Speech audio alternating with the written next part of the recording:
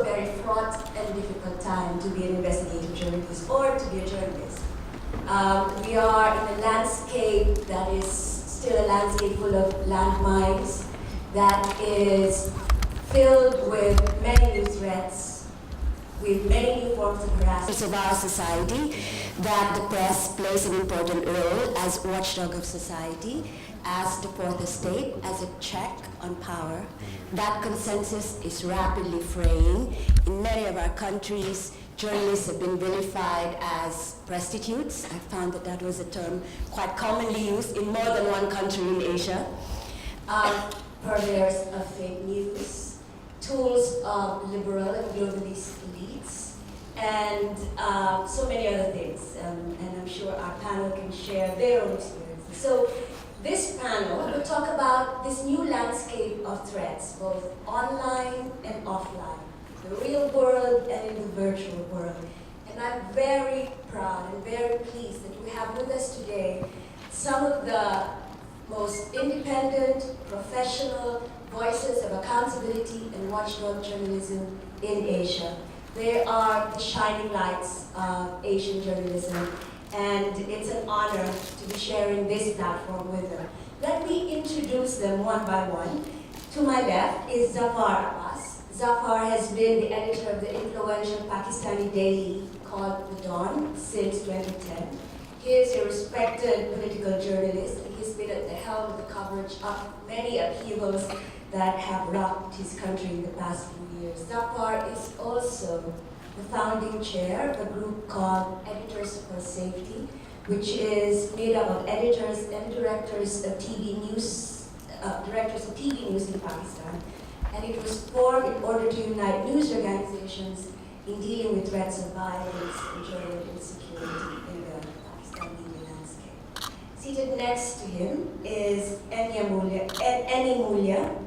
Mulia has been the executive director of the Indonesian Association for Media Development, or PPMN, since 2006. She is an award-winning radio journalist and editor, formerly reporting for KBR 68H, Indonesia's independent radio news agency. Next to Emmy is Sreenivasan Jain, well-known figure in watch television in India. He's managing editor of the independent NDTV in India. He anchors a weekly program called Truth versus Hype, which I'm told lives up to its name.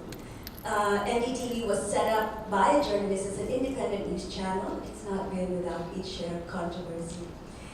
Jain has been named more than once Journalist of the Year, right, in India, and has won numerous awards for his work. And next to Sreenivasan is my old friend, Ressa from the Philippines. Maria is CEO of Rappler, an independent news site formed 5 years ago, in 2012. So it is one of the new players in this field. Rappler, like many of the other news organizations here, have been facing a whole menu of threats. It's sort of a poster child for how you can be simultaneously attacked on the legal front, on the regulatory front, and on the online front. Rappler has been at the front lines of investigative reporting in the Philippines, and also at the front line of threats on multiple fronts. But Maria started as a journalist around people power, time of the fall of Ferdinand Marcos in the Philippines. She's worked in Philippine television and for CNN, and was at one point bureau chief of CNN, Southeast Asia Bureau in Jakarta. Finally, Stephen Gan, another old friend. Stephen is co-founder and editor of Malaysiakini, Malaysia's first independent news site, founded in 1999 on Mahathir's promise of a free internet. And so Mahathir has gone full circle with Malaysiakini, or vice versa. Malaysiakini has gone full circle with Mahathir because he's back in power. Malaysiakini has reported on corruption, human rights abuses, and upheavals under both Prime Minister Mahathir and his successor, Najib Razak, and now Mahathir again. Stephen has been arrested. Malaysiakini offices have been searched. Their computers have been seized. They've been threatened with lawsuits, subjected to denial of service attacks, and other forms of online harassment. Malaysiakini, like the other news organizations represented here on this stage today, is a beacon of free speech, independent and sustainable media in Asia. So this is such a stellar panel. Let me begin by asking every one of you one question. You've been in this business for some time. We've been in this business for some time, and I think our faces show the wear and tear of that, of being in this business. But how have the threats changed in the last, say, 5 years? What is new about the threat landscape? Journalists have always been a threatened species, right? And that's par for the course, that's part of the job description. What is new about the landscape now that is different from what you've seen in the past? Thank you, Sheila.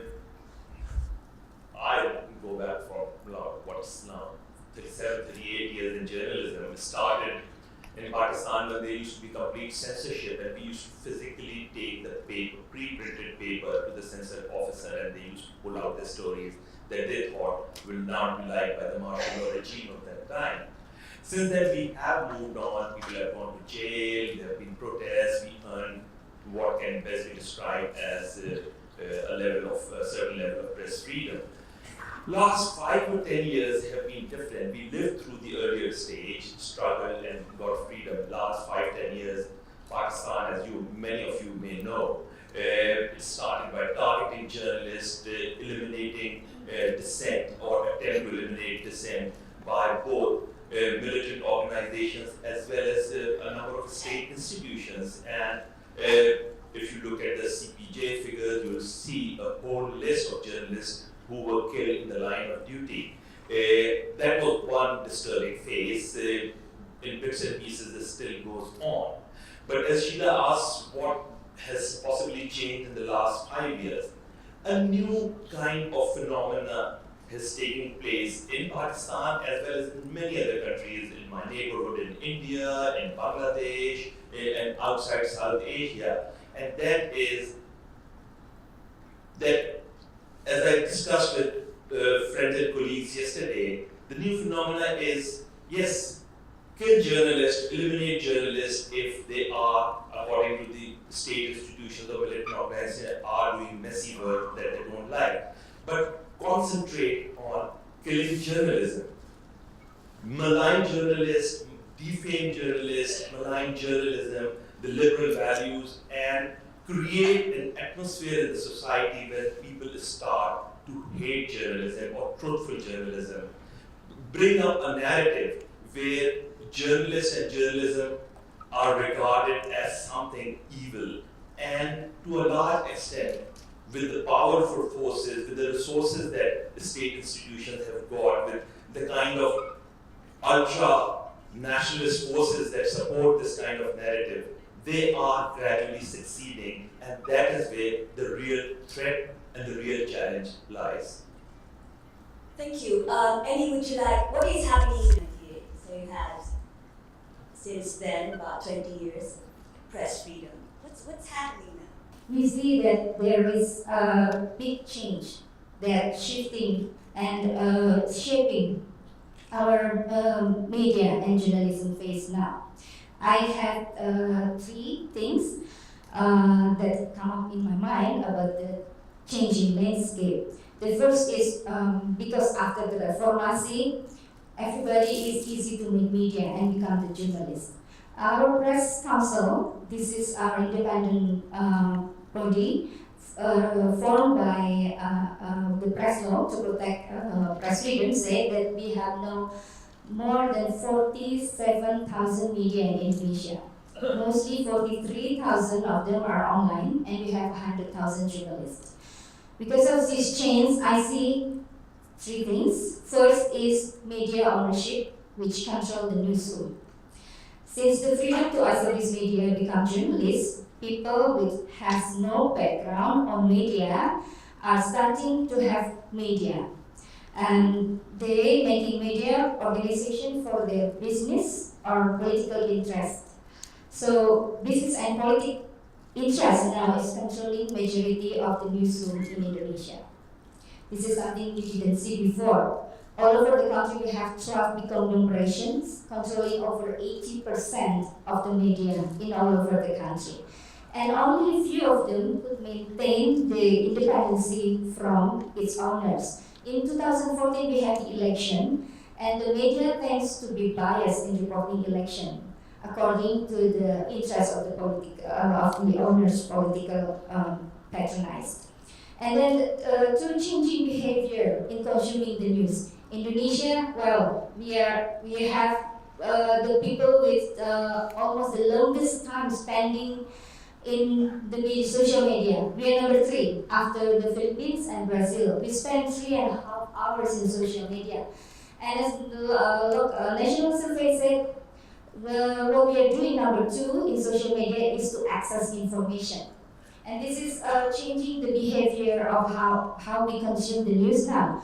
A very simple example that our last time president, he always brought media editors and chief editors, say, in his official visit abroad. But our president, current president now, he brings social media influencers and bloggers in his many of his activities. So this is, say, the media is not the only information source now. And this making, because people are easy making news and making media, and now we see this information everywhere. You know, online terrorism, hate speech, manipulation of data, you name it, it's everywhere. This information is everywhere. And sometimes the media cannot be the clearinghouse of the information in our country. And sometimes the media is becoming the victim of this disinformation. They just put the disinformation in social media as their news. So the danger of this, I think, is the phenomenon is the people's distrust to the media. And last but not least is the Electronic Information and Transaction Law against the press freedom and freedom of information. We didn't see it before. So we call it ITE law. By this law, journalism and journalists could be criminalized. They can be convicted in defamation or libel and be punished in maximum 6 years jail or $65,000 fine. And there are so many defamation cases. The police said they have 27,000 defamation cases for journalists and non-journalism. And then another article in this law has become the favorite to prosecute anybody which expresses hatred or hostility or individuals or certain groups of people based on ethnicity, race, and religion. In this reality, this law is easily stipulated persecution by extrajudicial action. There are individuals who expresses his or her opinion in social media being investigated by a certain group of people. They come to his or her house, making harassment, humiliation, and ask him or her to apologize. The press legal aid said there are 100 persecution cases, and mostly related to blasphemy. And who is the target? The target are mostly the minority groups in our country. IT law also has been enabled the government to do banning of websites under the reason that the sites are spreading pornographic or radicalism content.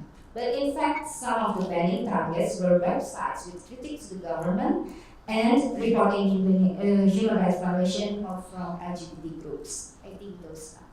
Thanks, Sheila. Yeah, it's true that, I think with our countries, each of our contexts, the threats could be different. And unless you understand those differences, it's not really easy to solve them. So it's not as if journalists are not under physical threat in India. There's an estimated 30 journalists who've been killed in the last 6 years. It's not as if we don't also face online harassment and abuse. It's not as if we already don't have a raft of retrograde laws that cover print and digital and so on. But the big threat that's coming out of India, the big story coming out of India when it comes to press freedom, is how a very large, diverse media landscape have become either propagandists of power or are uncomfortable taking on power, have become deeply almost nervous about speaking truth to power. We have a situation where more and more proprietors and owners and publishers have, because of real or perceived threats, simply caved in and have started to choke any kind of uncomfortable journalism. So this is something which has always been a sort of a phenomenon that I wouldn't say is entirely new in the sense that we've always had this problem about proprietors and publishers who try to remain broadly aligned to the establishment, but we've seen a huge amplification of it. Now, to get into the reasons why we could be sitting here for 3 days, so I'll try and be brief. But we've not got here yesterday. One of the sort of unusual aspects of the Indian media landscape is that it's a huge overheated media market. We have 400 registered news channels. I mean, just take a moment and digest that number. We have 400 news channels. We have about 100,000 registered newspapers, and I'm not even counting online. So that's led to a huge fragmentation of the market. It places legacy media owners under stress. It's also led to the entry of a whole lot of spurious media entrepreneurs who, as is the case that we just heard from Indonesia, are often in the media for entirely dubious reasons, for reasons of influence and so on. All of this has led to a race to the bottom in the attempt to garner ratings. This has led to a lack of public trust in the media. Then comes along the regime that we have now, which is feeding off this public mistrust and has turned the heat on the media. And like I said, all too often, instead of standing up to this, too many media owners and proprietors have decided to cave in.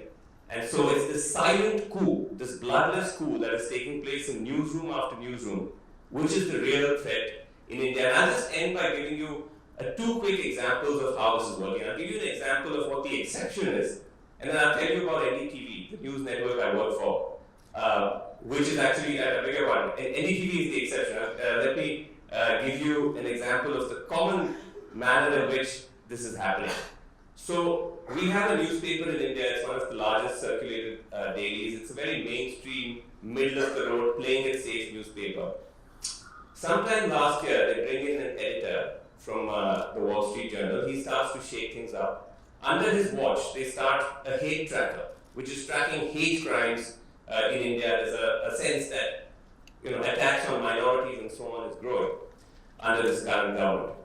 This creates a bit of a buzz. Suddenly, without any clarity, this editor is sacked.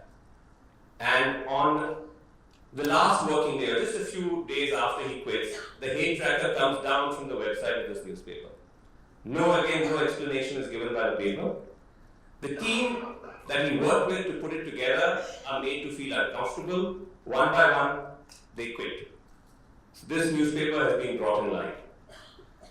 Now, it turns out that, and this is again all at the realm of gossip and speculation, that the proprietor of the editor of this newspaper, and the newspaper holds an annual summit every year where they call the High and Mighty. They wanted the Prime Minister to come as the chief guest for the summit for that year. And the story goes that the trade-off was that if you want the Prime Minister as the chief guest, sack the editor and take down the tracker. So sure enough, in the few months after the editor goes, the tracker is taken down, the summit is held, the Prime Minister is the chief guest, and everyone goes home happy. So this is a story which, because we have limited time, I won't give you more examples, but this is unfolding in newsroom after newsrooms where anchors, editors, anyone who's found to be creating problems is mysteriously removed from their jobs, and we still are not able to fully discern why. In some cases, they come out and tell us why, and in some cases, for obvious professional reasons, they would rather sort of, keep it under the radar. The exception is what has happened to an organization like NDTV, which at least those of us who work there would like to think have been trying to basically do our jobs, which is to be critical of any government, to be non-partisan, and to speak truth to power. So, in the past 4.5 years, we now face investigations and cases from all 3 federal government agencies in India, from tax authorities, from the Federal Investigating Agency, from an agency which looks at financial fraud overseas. My promoters have been raided, their homes were raided on a Sunday morning. Our advertisers and sponsors have been threatened that if they want to invest in us or they want to spend money on NDTV, it will be a problem for them.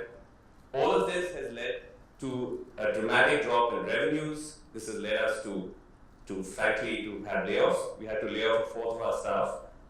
This has cut down on newsroom operations. This has hobbled our ability to do the kind of in-depth investigative work that, all of us gathered here love to do.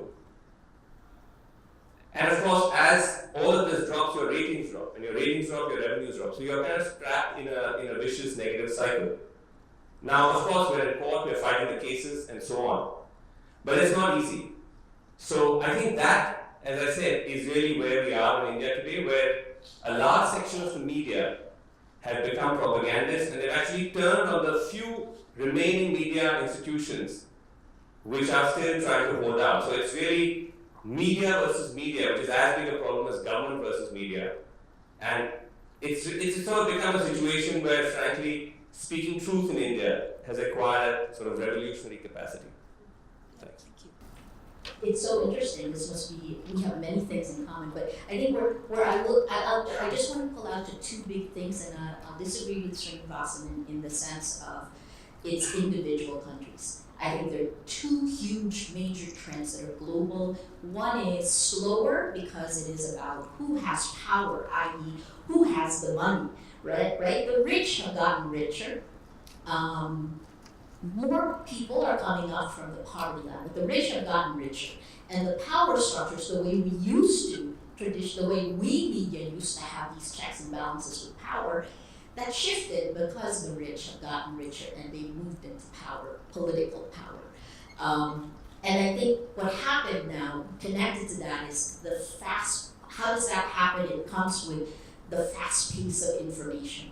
If you have information that helps you in business now, imagine exponentially shifting that, right? And we first saw this, all these changes happening in the United States under Barack Obama, but the change was so fast that people didn't know how to deal with it, right? So when we saw the first throwback to a more populist kind of strongman type of leader was in India in 2014 with the election of Prime Minister Modi.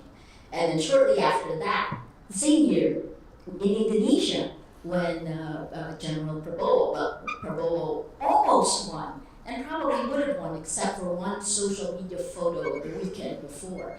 And then we saw in 2015, and this is the second trend, technology shift and take away the last remaining power that journalists had to be gatekeepers.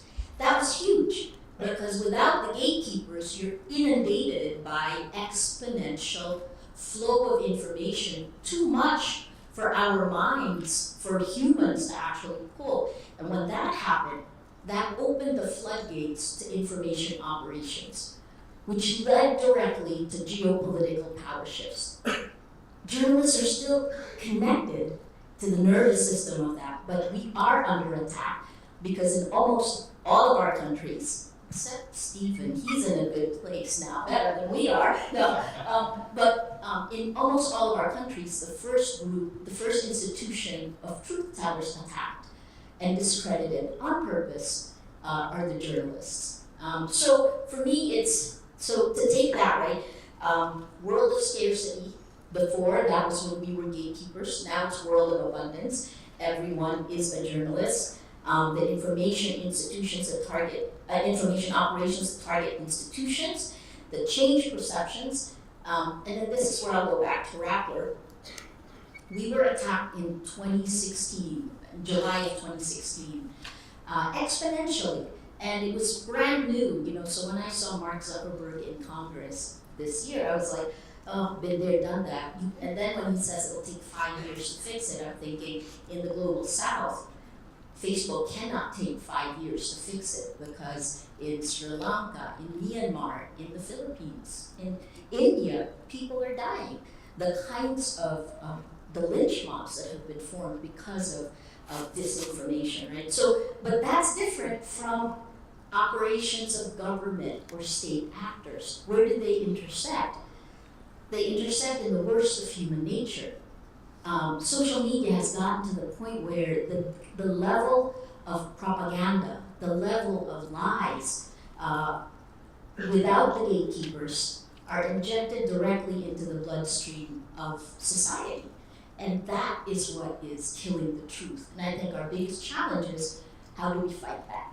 because we need to fight it. Can you talk about the more specific challenges that Rappler has faced? I mean, that's a broad global overview, but what does it mean for somebody who runs an independent news site in a country like the Philippines?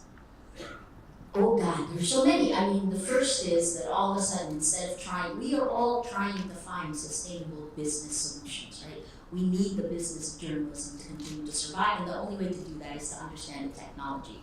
But the first step is when you're legally attacked, all of a sudden you're in a different place. You cannot innovate for the future. So you're crippled at the knees. That's the first step. The second step is, I've been a journalist for 30 some odd years. I've been around for a very long time.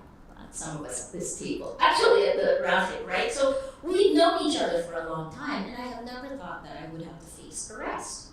Because even when I was in Indonesia under President Suharto, taxes are one of the main things you make sure you pay. I was president of the Foreign Correspondents Association there when we were trying to push for better, for more freedoms.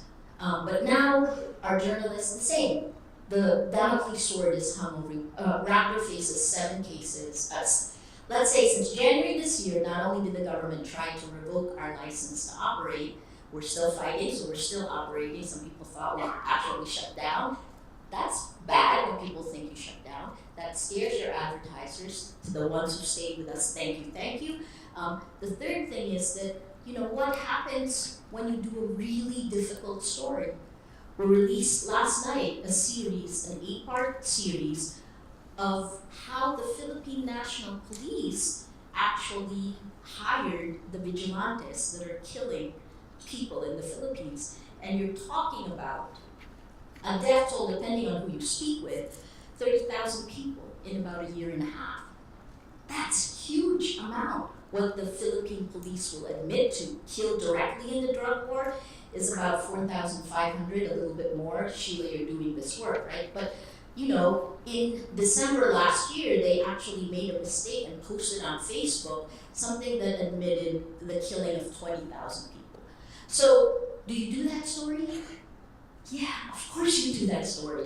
But if you have business concerns, the good thing when journalists own the company, you don't really care that much about business. If you're an investor, don't listen to me. But we feel like the time to fight is now. And the only way to fight is by shining the light. Because if we do not fight, guys, we will lose it.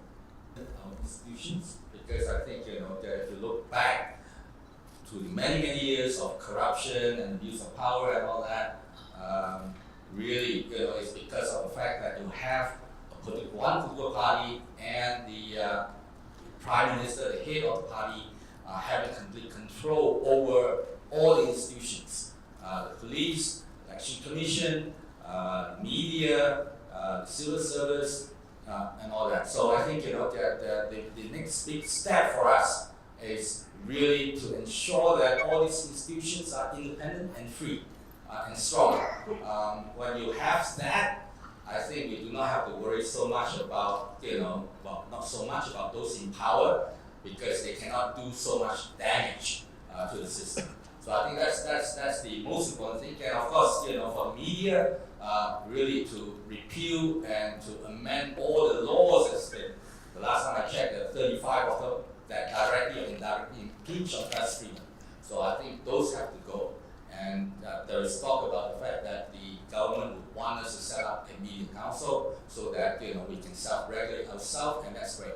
So that will be the first step, and I think we're learning from Indonesia, regarding that. But I would like to, take one step backward and to also perhaps follow up on what Zaffar and what Maria mentioned.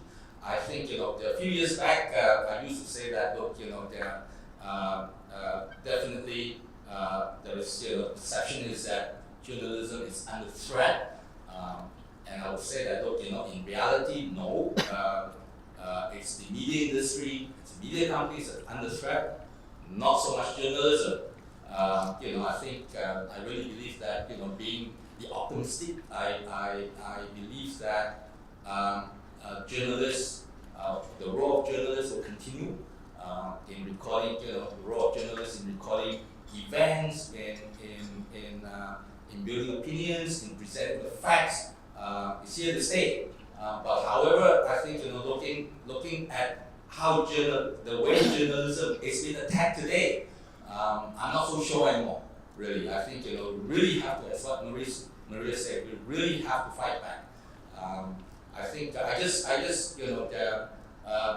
saw a really interesting documentary. It's called Active Measures. It's I think it was released a month ago, and I think everyone should watch that. It's about Russia and the information war. It's about really how they and the premise is very simple for them. Really, I think to instead of sending tanks, they undermine democracies everywhere. They would create a situation where they would back and promote, support, fund the extremists on both sides. Doesn't matter to them. They would create a situation where the society is so the politics and society is completely polarized, and to the point where the people is so divided that they cannot defend themselves. And that's the really simple premise.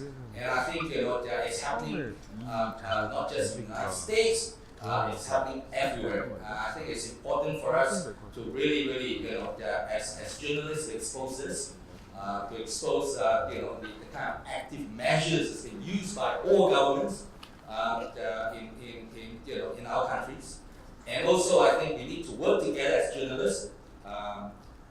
With press freedom groups, RSF, the CPJ, even the Jain, to bring together, to ensure that Facebook, social media, WhatsApp, and all that is have to account, and they have to be responsible to ensure that the platforms are not being abused by the troll armies and the bots and all that. And I think the Rappler has done a fantastic job in the Philippines regarding ensuring that bringing Facebook to the table.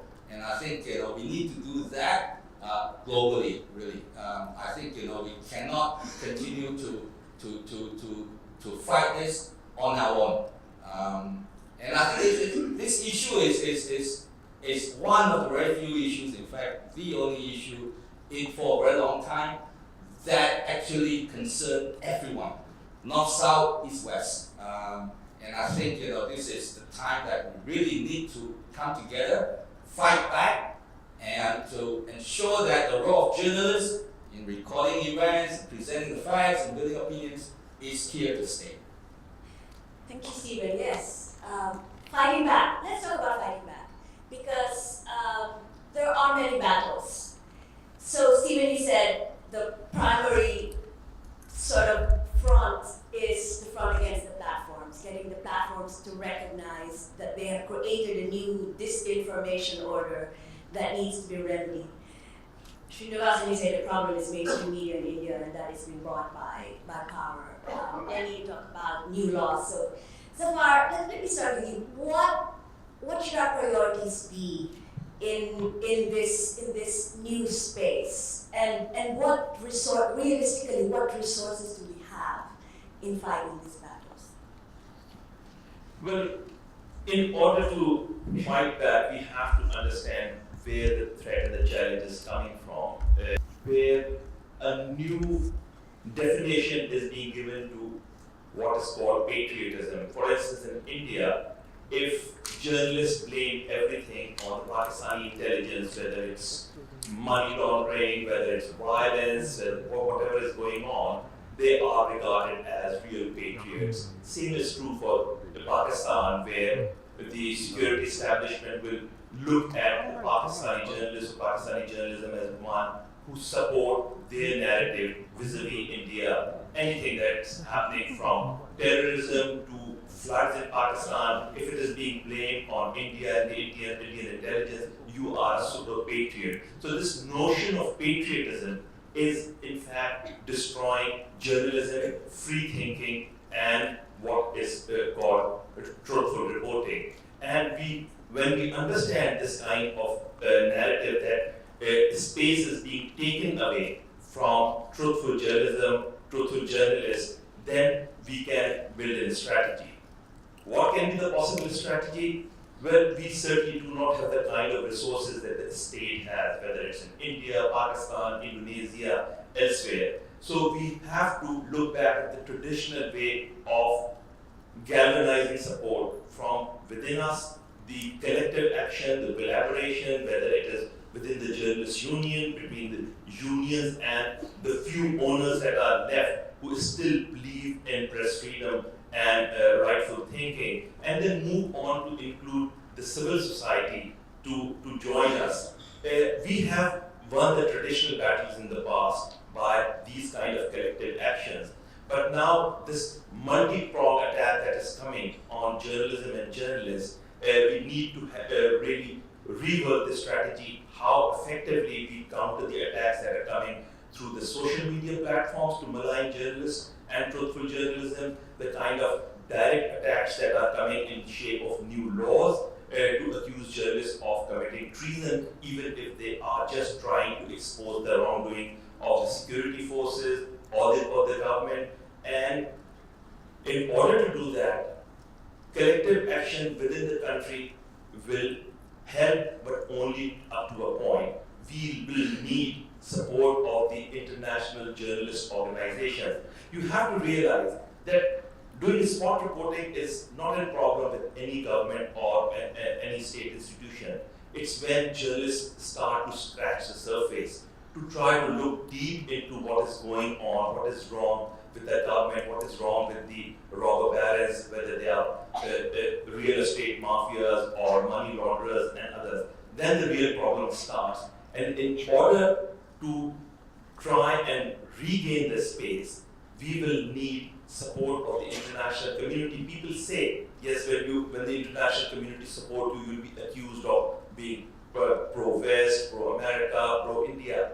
It doesn't really matter. If professional journalist organizations collectively support your action, it is going to make a difference. And that is where I say people are reluctant to hold these kind of conferences in countries like Pakistan.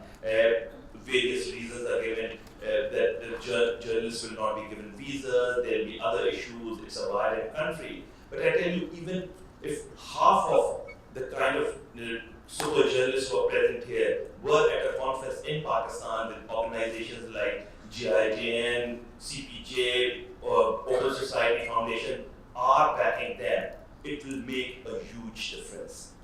Let's talk about taking on the platforms. Maria, you said the problem is human nature. I mean, I don't know, section of human nature in Facebook. And you had experience trying to navigate this very difficult space, right? So what can we realistically do in platforms? What bargaining power do we have as journalists vis-a-vis this vast, global, mega, multi-billion? It's meant to make you addicted, right? The algorithms of all the social media platforms, that's Twitter, whether it's Twitter, YouTube, Facebook, they are optimized to keep you scrolling and clicking, and doing that means they're not optimized for democracy.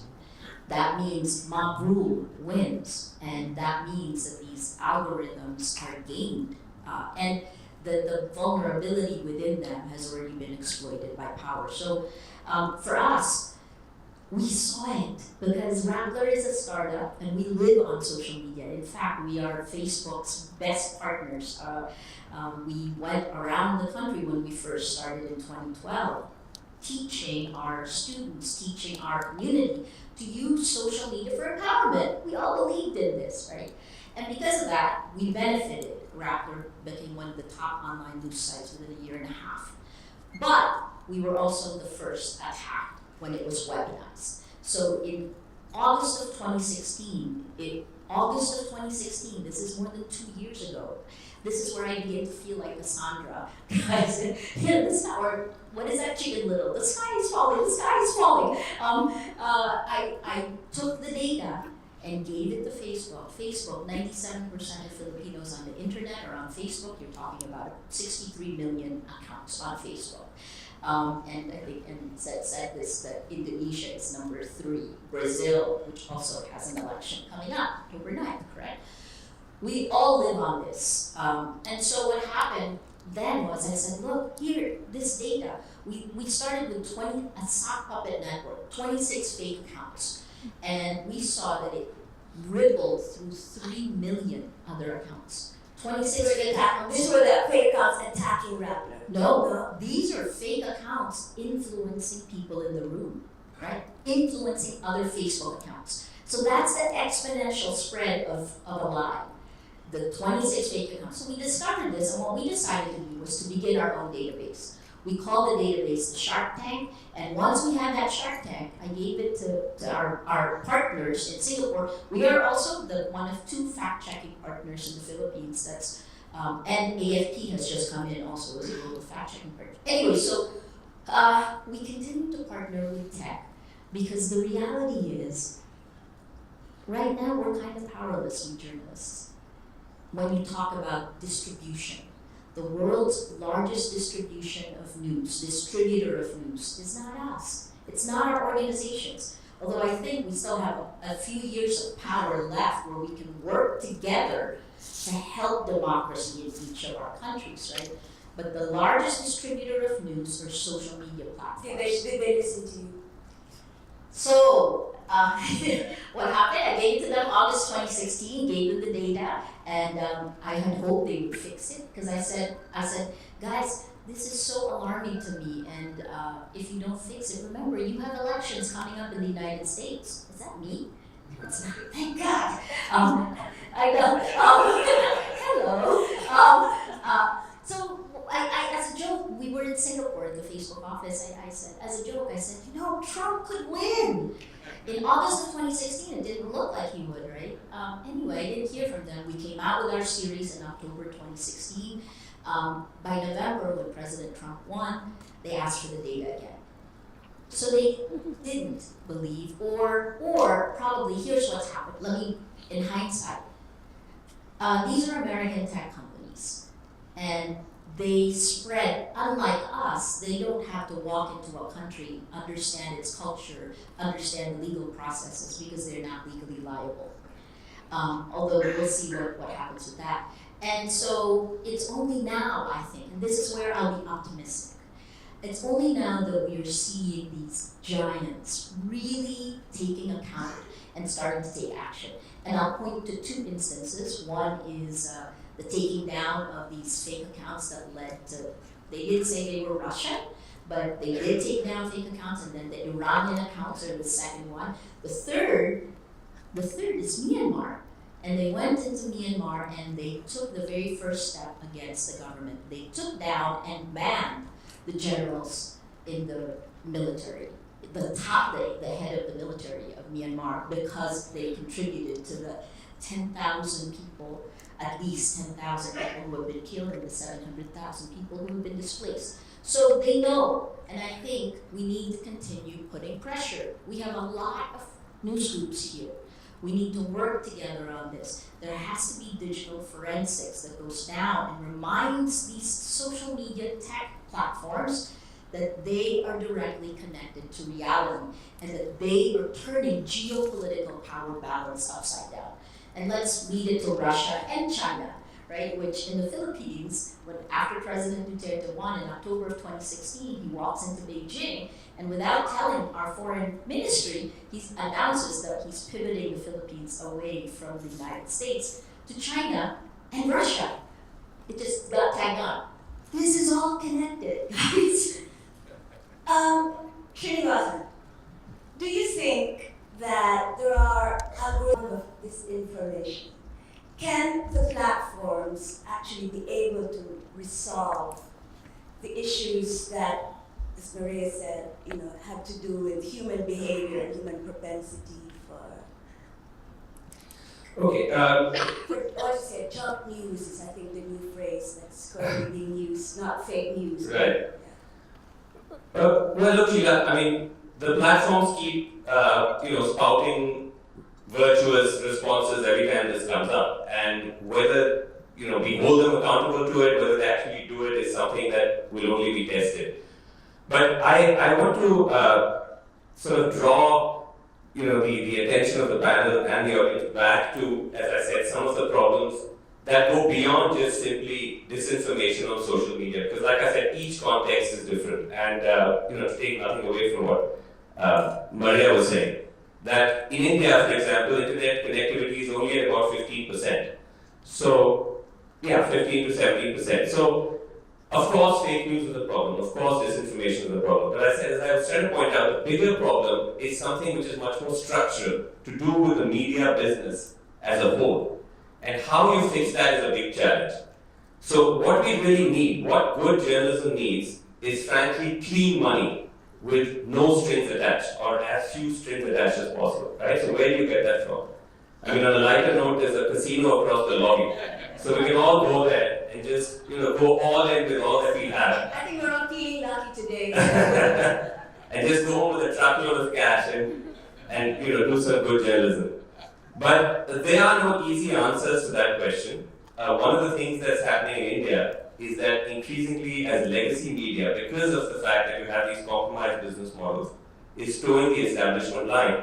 The real subversive journalism is happening in the online space. Because there you just have far few capital costs. So like with, for example, Rappler, you have a number of journalistic startups like Scroll, like The Wire and so on, which are doing fantastic work. So that's number one. The other big problem, Sheila, is that we are used to taking on governments. We're used to fighting, that's a known threat. The conventional business model of journalism is that you take on the government, you speak up for the little guy, and people will watch you. What we're seeing in India, and there perhaps will be examples in other countries as well, is an inversion of that logic. The highest rated channels in India today are the ones who are propagandists of the government, who are doing, they are amplifiers of fake news, they're amplifiers of bigotry, they are defenders of the establishment, they attack its critiques, and these have become the most watched channels. So it's actually good business to be a crony media institution in India today. This is a problem. So somehow you have to win public trust back. You have to be able to somehow convince them that this is not good. This sense of the fact that you don't want to hear the real truth, but you want to play to your prejudices. Unlike in America, where largely you could say the quote-unquote liberal mainstream media is holding the line, and you have outliers like Fox. In India, that's been inverted. So I think winning the public trust back is again key to trying to remedy this distortion. Yes. So media itself has a problem. It's not that it's just being attacked, but in itself is a problematic institution. Zaffar, since everybody in Pakistan blames India, do you want to weigh into this conversation? Sreenivasan pointed out, the new businesses that have started to invest in media, more or less the same thing is happening in Pakistan. I don't know whether the reasons are the same. For instance, in Pakistan, many of the new television channels that have come up are owned by various businesses or industries. For them, losing money in a television channel is not a problem because it is a tool to promote their other businesses, being close to the government, being close to the military. So you buy their narrative, you join them to attack other media, other mainstream media to go against them is like pleasing the government, pleasing the security establishment, and you can take that narrative to a new level of, as I said, this new notion of patriotism. You say anything against India, you are a patriot. You say anything against the liberal media in Pakistan, you challenge what is a traditional truthful media, and it is going to win bonus brownie points with the government and the security establishment. Look at the case of Dawn. In the last 2 years, since we did one story about the fallout between the civilian government of the day and the military, Dawn has been under a constant attack, vicious attack, maligning journalists of the newspaper, calling for hanging the reporter who did the story, hanging the editor who was behind the story, not just by some social media trolls, but a very large section of the mainstream legacy media. And they think they are super patriots, they are doing the right job, and as Sreenivasan rightly pointed out, their ratings are going up, and they say this is the right journalism. So yes, a major challenge is coming from a section of the legacy media which has opted to side with the government and mainly not to promote journalism but to promote their other businesses. On this side and that side, and the first one to get to the microphone, we have 10 minutes. Please go to the microphone and tell us who you are and ask your question.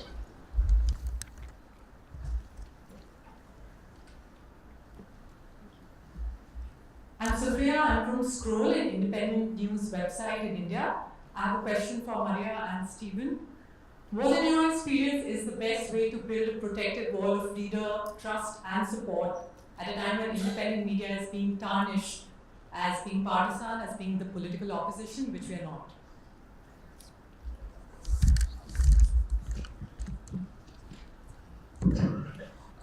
I think the most important thing, Malaysia is lucky to a certain extent because of the fact that the media is nicely split between the pro-government and of course independent media. So the distinction is stark, and people can see, a lot of people can see the difference. So in that sense, it's not that difficult for us to position ourselves. I think the other thing is that what is important for media and for independent media or for new startup is to ensure that there is support out there. And I think a lot of people, a lot of media organizations, especially the legacy media, the old media, traditional media, tend to somehow ignore that because that's always been how we do business. We put out content, and the viewers or readers will just consume them, and that was about it in terms of our relationship with them. But I think increasingly that has to change. I think increasingly really you have to go out and get support from your readers and from your viewers. There has to be certain kind of connection, bring them closer to you and get them to share your mission.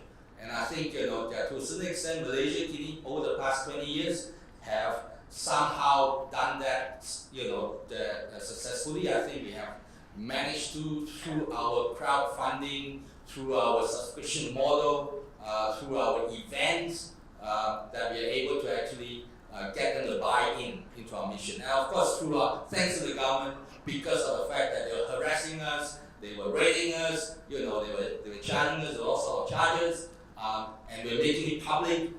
You can actually, get them to feel angry enough to really support that this is, they need to support Malaysiakini, and they need to support, journalists, and that's important. I agree with Stephen. Stroll does a great job. I mean, I think you should get rid of the propaganda and stick to what your values are, because here's Rappler's elevator pitch. It's one sentence: build communities of action. And I would think, aside from just looking at content, start looking at how you use technology and data to build communities of action. We need to learn from the tech platforms how they do it, because we would actually build better algorithms that are good for democracy, right? That's where I think there's a partnership that happens. But there's no short-term solution, because right now it's chaos. We are not in charge of our communities. So what we started to see globally is a trend for every news group now to begin memberships or to look at subscription. In our countries, you don't want to lose your mass base who do not have the money to pay and need the information the most. So we have to be innovative in how we attack this, even if we're under attack by power. And then I'm going to echo Sreenivasan also in that the other news groups who are there, just because you're not under direct attack, don't compromise, right? We all know when we see it in the old world. We know when an organization compromised. I don't know if you can take that kind of editorial judgment, those very tough, courageous decisions journalists have to take, and codify it into an algorithm. Is that possible? That means doing away with all of us here. No, doing it exponentially at least, right? Because the content, well, there's still going to need people to write the content, right?